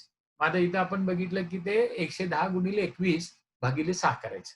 आणि मग 110 गुणिले 21 भागिले 6 करून जे उत्तर येईल, तर पहिल्या 10 नैसर्गिक वर्गसंख्यांची बेरीज हे आपल्याला येऊन जाणार. क्रमागत येणाऱ्या घनसंख्यांची बेरीज. मग त्याच्यासाठीचं सूत्र आहे. मग आता इथेही दिलेली जी काही 5 सूत्र आहेत, ती सूत्र आपल्याला मगाशी जी काही संख्यावरचे आलेले जे प्रश्न होते, 100भर प्रश्न आहेत, त्यांची उत्तरं काढण्यासाठी ही माहिती आपल्याला उपयोगी पडते. आणि अर्थात ते आता इथे दिलेलं नुसतं आहे. प्रत्यक्षात तुम्ही सोडवायला लागला आणि हे वापरायला लागला, की आपोआप ते लक्षात राहणार. त्याच्यामुळे जितका जास्त सराव कराल, त्याचा आपल्याला जास्त फायदा होणार. आणि इथं आपल्याकडे बुद्धिमापन आणि अंकगणित म्हटलंय आणि बुद्धिमापनचे बरेच प्रश्न सोडवण्यासाठी गणितातलं ज्ञान असणं आवश्यक आहे. मग ह्या मगाशी आपण ते इंग्लिशमधल्या विभाजिततेच्या कसोट्या बघितल्या, ह्या मराठीतल्या आहेत. त्यानंतर मगाशी जे सांगत होतो ना तुम्हाला 1 ते 30 पर्यंतचे वर्ग आणि घन माहिती पाहिजेतच. मग आता याच्यात जर बघायला गेला तुम्ही 3 अंकी सगळ्यात मोठी वर्गसंख्या कुठली? असाही प्रश्न परीक्षेमध्ये आलेला आहे. मग 3 अंकी सगळ्यात मोठी वर्गसंख्या जर बघायला गेला, तर इथं हे येऊन जाणार ना. मग आता इथे 900 आहे 30च्या ह्याच्यातलं. आणि जर समजा बघायला गेला 2 अंकी बघायला गेला, तर ते 9च आहे. घनसंख्येच्या बाबत 2 अंकी सगळ्यात मोठी घनसंख्या जी आहे ती 64 आणि सगळ्यात मोठी घनसंख्या 3 अंकी जी आहे ती 729 आणि याच्यावरचे प्रश्न आलेत आणि 4 अंकी सगळ्यात मोठी घनसंख्या जी आहे ती 9261 आणि ती 21 घन आहे. मग आता इथे आपल्याला थोडं म्हणजे सगळंच लक्षात ठेवायची गरज नाही. पण आपल्याला हा जो चार्ट आहे त्यातल्या ज्या संख्या आहेत त्या जर माहिती असतील तर मगाशी ज्या वर्णमालिका बघितल्या आपण म्हणजे संख्या मालिका आणि वर्णमालिका ज्या बघितल्या तर त्यांची उत्तरं काढायला याचा आपल्याला जास्त फायदा होतो. मग आता हे परत हीच माहिती दिलेली आहे तुमच्यासाठी. त्यानंतर टक्केवारी काढायची आहे. मग आता 12.5% काढायचे असतील तर दिलेल्या संख्येला 1/8ने गुणायचं. 20% काढायचे असतील 1/पंचमांशने गुणायचं. 25% असेल तर 4 न भागायचं. 75% काढायचं असेल तर 3/4 गुणायचं. आणि संख्येचे त्या संख्ये एवढेच टक्के काढायचे असेल तर त्या संख्येचा वर्ग काढून डावीकडं म्हणजे आता 25चे 25% किती? मग 25चा वर्ग काढला 625 येतो. आणि मग त्यामुळे ते 6.25 येणार. किंवा आता 5चे 5% किती? मग 5चा वर्ग 25 आहे आणि त्याच्यामुळं मग आपण ते 2 दशांश चिन्ह देणार. तर 5चे 5% म्हणजे 0.25 किंवा 6चे 6% किती? तर 0.36 तर हे असं आपल्याला वर्गसंख्या आहे त्याच्यानंतर 2 दशांश चिन्ह दिली, की ते येऊन जाणार. मग टक्केवारीची उदाहरणं सोडवताना इथे दिलेली माहिती तुम्हाला उपयोगी पडेल. प्रमाण भागीदारीमध्ये तर त्याच्यात आलेले आहेत, की भांडवलाचं गुणोत्तर, मुक्तीचं गुणोत्तर, नफ्याचं गुणोत्तर आणि त्याच्यानुसार नफ्यात प्रत्येकाला किती पैसे मिळतील असं विचारलेलं आहे. मग या 3 सूत्रांचा वापर करून तुम्हाला प्रमाण भागीदारीवरच्या प्रश्नांची उत्तरं काढता येतील. आता इथं ते गुणोत्तरावरचे जे आहेत ना, ए भागिले बी बरोबर सी भागिले डी, मग ए गुणिले बी बरोबर सी गुणिले डी हे दिलेलं नाही आणि तेही तुम्हाला माहिती असायला पाहिजे. त्याच्यावरती सुद्धा प्रश्न येतात. वेग आणि वेळ अंतर जे आहे त्याच्यावरचं बऱ्याच वेळेला कसं होतं, गाडीचा ताशी वेग आणि सेकंदातला वेग काढावा लागतो.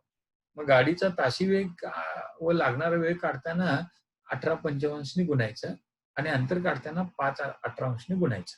तर 18 आणि 5 18 त्या सूत्रांचा वापर आपल्याला करायला जमलंच पाहिजे. आणि ते का करायचं खाली दिलंय.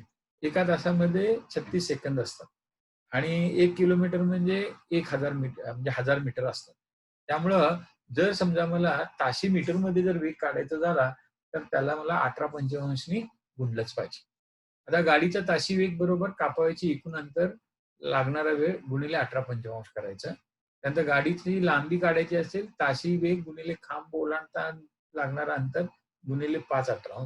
आता ही सूत्र बऱ्याच वेळेला आपल्याला मला तर वाटतं, की लक्षात ठेवण्यासाठी पाठ केलेली कधीही चांगली आणि इथे एक जवळजवळ तुमच्या माहितीसाठी एक 11 सूत्र दिले आहेत आणि त्या 11चा वापर केला तर ते वेग, वेळ, अंतर याच्यावरची उत्तरं काढायला आपल्याला सोपं जातं. आणि हे प्रश्न आलेले आहेत परीक्षेत.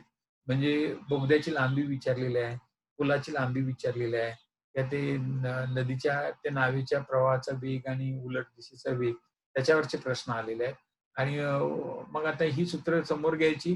मगाशी दाखवलेले तुम्हाला वेग, वेळ, अंतर याच्यावरती जवळ 13 प्रश्न आले. तर 13च्या 13 प्रश्नांची उत्तरं काढायला हे 11 सूत्र तुम्हाला उपयोगी पडू शकतात. आणि थोडं ते सोडवाल जेवढं जास्त, तर तेवढं हे सूत्र लक्षात राहत जाणार. म्हणजे मगाशी जशी बघितली बाकीच्या यांच्याबद्दलची त्यालाही असंच. सरासरीसाठी मगाशी आपण संख्यांच्या मधले काही सरासरी बघितलेली होती. तर सरासरीची आणखी काही. संख्यांची सरासरी म्हणजे काय? दिलेल्या संख्यांची बेरीज भागिले त्या संख्या. क्रमशः संख्यांची सरासरी मधली संख्या आणि संख्यामान दिल्यावर ठराविक संख्यांची बेरीज बरोबर पहिली संख्या आणि शेवटची आणि मगाशी बघितलं आपण कसं काढायचं आणि क्रमवार संख्यांची बेरीज सुद्धा कशी काढायची तेही बघितलेलं आहे. व्याजावरचा एका दुसरा जरी प्रश्न असला वाढू शकतात आणि अलीकडे काय झालेलं आहे की ते विधान विधान ब आणि मग दिलेल्या माहितीवरनं तुम्हाला याच्याबद्दलचं व्याज काढता येईल की नाही असं वगैरे विचारतात आणि अशा वेळेला मग त्या सूत्रांची माहिती असायलाच पाहिजे. मग सरळ व्याजबद्दल मग मुद्दलचं काय, व्याजदर काय, मुदत वर्ष काय, चक्रवाढ व्याजाची रास कशी असेल, तर याच्याबद्दलची ही सूत्र आहेत.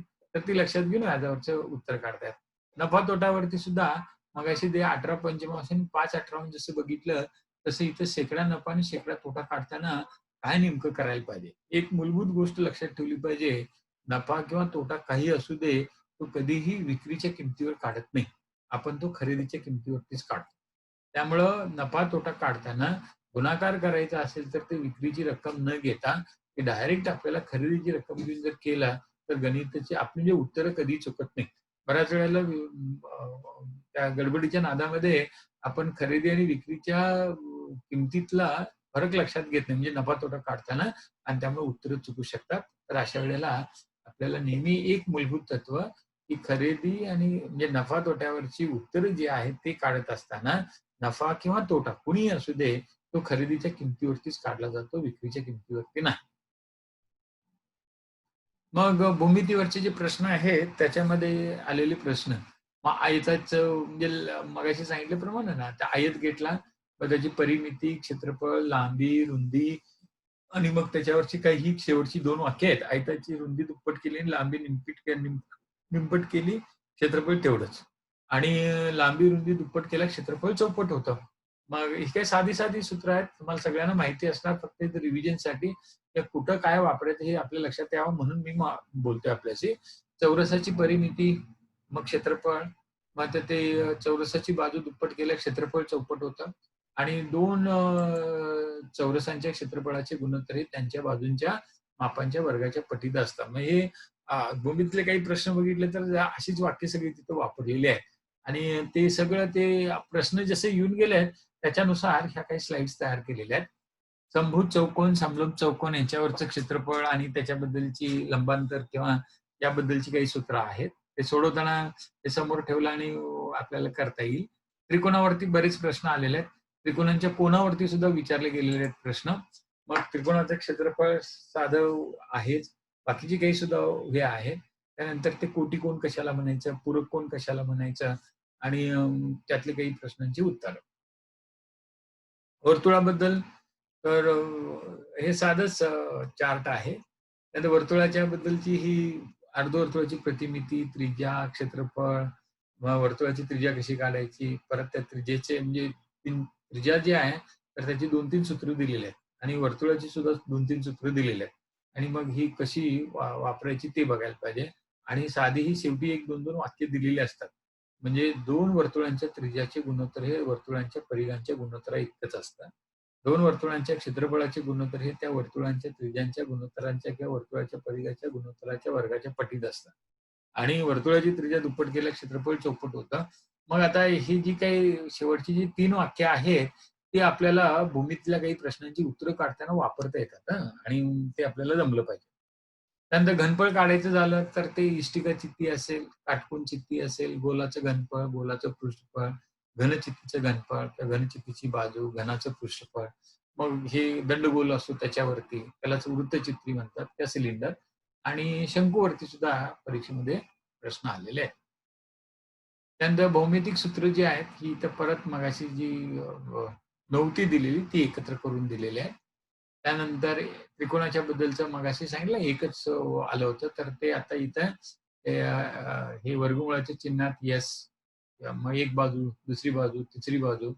तर त्या अर्धपरिमितीमध्ये तिन्ही बाजू वजा करायच्या. येणाऱ्या संख्येला अर्धपटीनं गुणायचं आणि त्याचं जर वर्गमूळ काढलं तर ते त्रिकोणाच्या क्षेत्रफळा इतकं असतं. शंकूच्या याच्याबद्दल किंवा वर्ग पृष्ठाच्या बद्दल.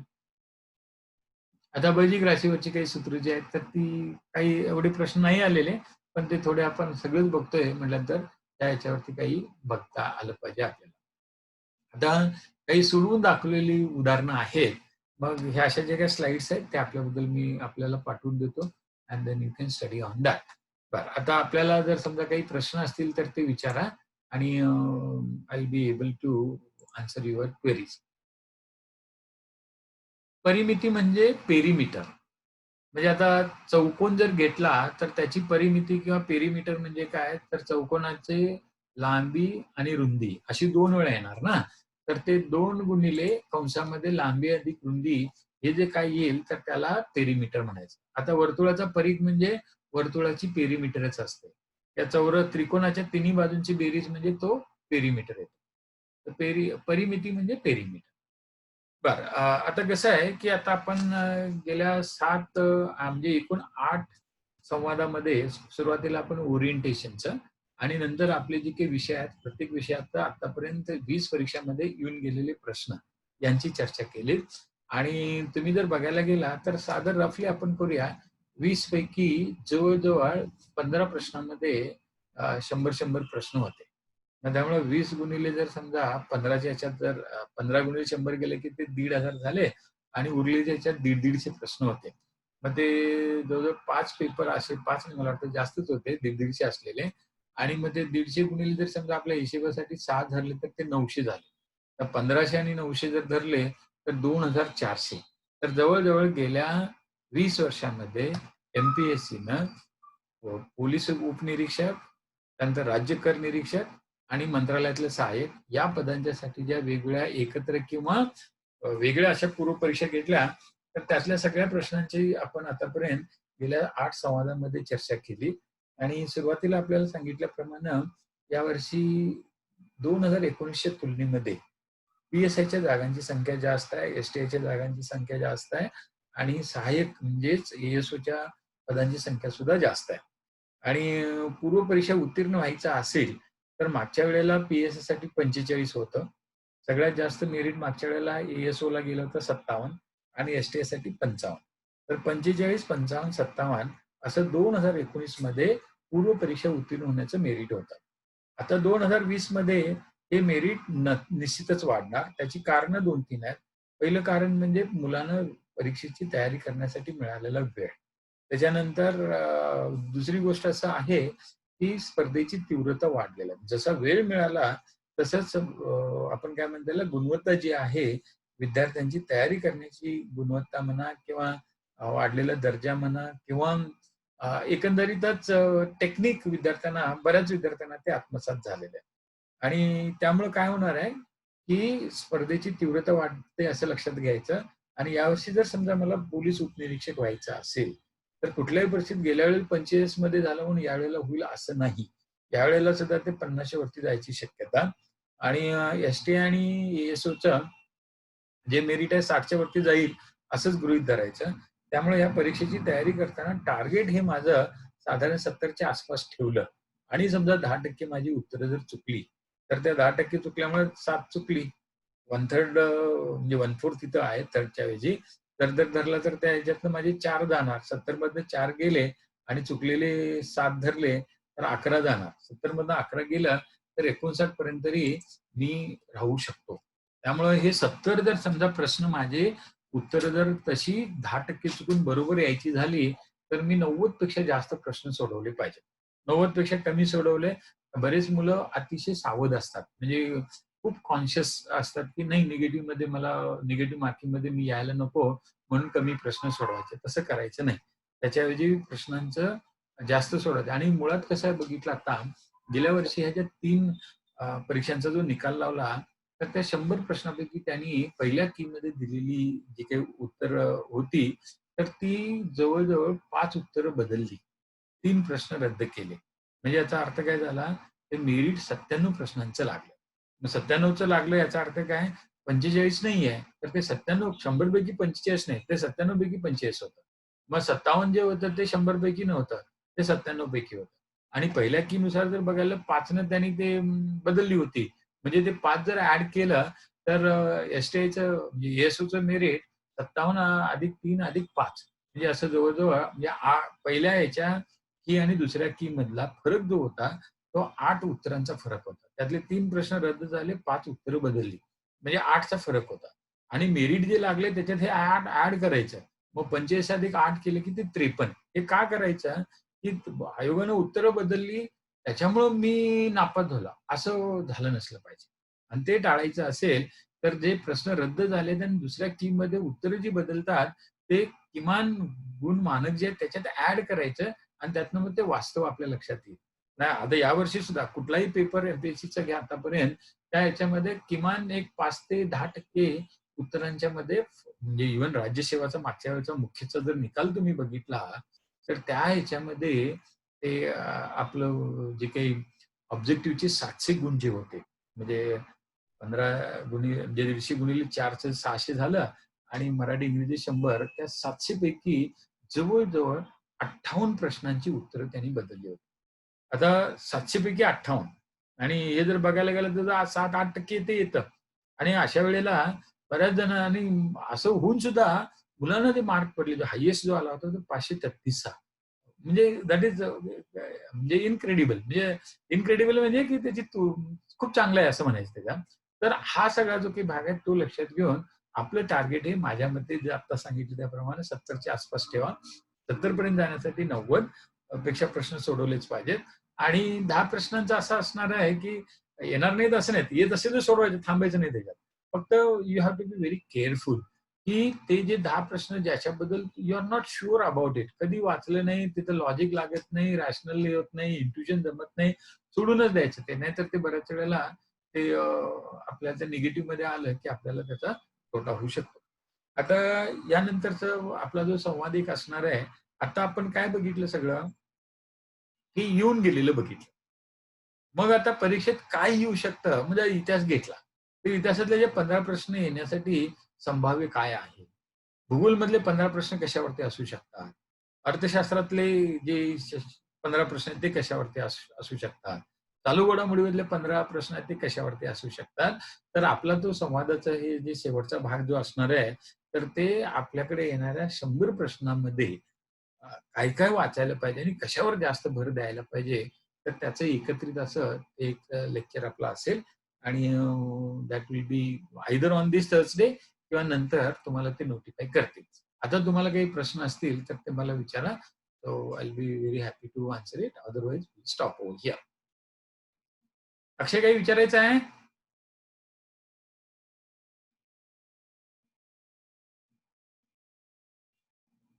Okay, so we'll stop over here and then see you in the next and the last lecture and then बाकीच्या गोष्टी आपल्याला करता येतील.